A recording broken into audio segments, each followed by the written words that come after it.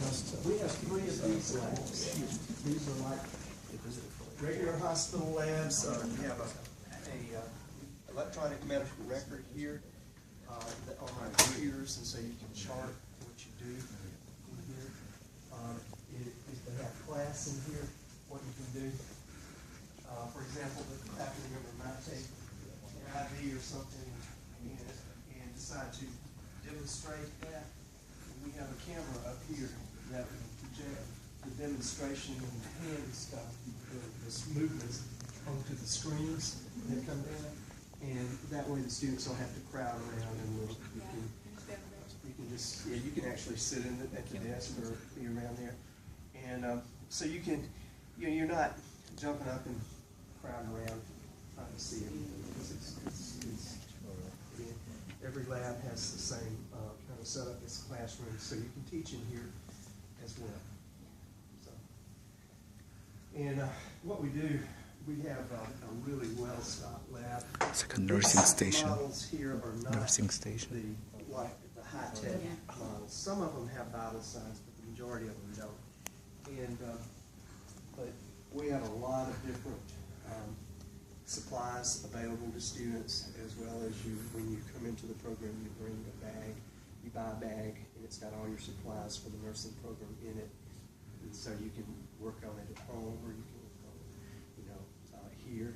And a lot of students get in study groups, and they have a good time, get to know each other, but it's also very serious. I'll tell you one thing you have to watch when you come in. We have about probably 1,000 to 1,200 applicants to get into the program every semester, and we only take about the top 10%. So we have a process of interviews as well as testing. TEAS test is what we use, and then grades.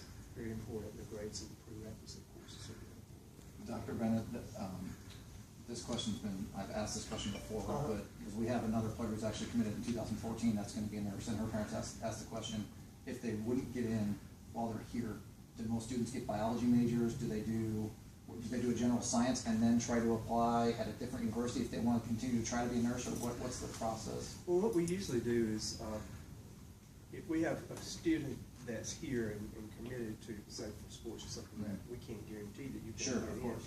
But there are other majors that you can do on campus, but a lot of times people will apply again.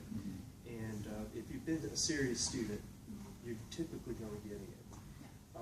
But you've got to have really good grades. You don't have to have a 4.0, but you do have to have good grades in the sciences and maths and other prereqs that you take. But there are other majors here.